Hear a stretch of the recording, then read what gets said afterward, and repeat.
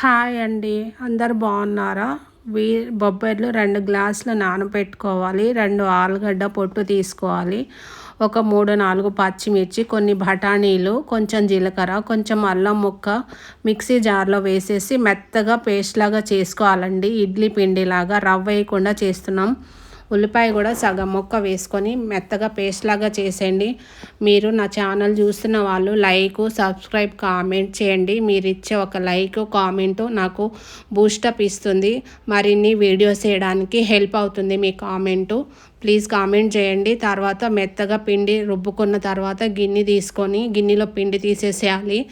ఆ తర్వాత మనం తగినంత ఉప్పు, సోడా ఉప్పు కలిపి పిండి ఈ ఉప్పు కలిసేటట్టు పిండిని కలుపుకున్న తర్వాత ఇడ్లీ ప్లేటు తీసుకొని పిండిని ఈ 4 వైపులో ఒక ప్లేట్ పెడుతున్నా. 4 ఇడ్లీలు చేస్తున్నామండి.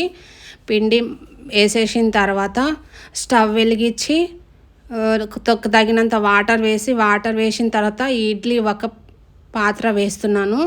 కడాయిలో అయినా ఇడ్లీ పాత్రలో అయినా చేసుకోవచ్చు. ఒకటే ప్లేట్ పెట్టాను కాబట్టి కడాయిలో చేశానండి.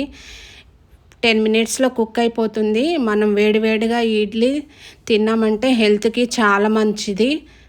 ఇంకొక రెసిపీలో కలుద్దాం. బాయ్.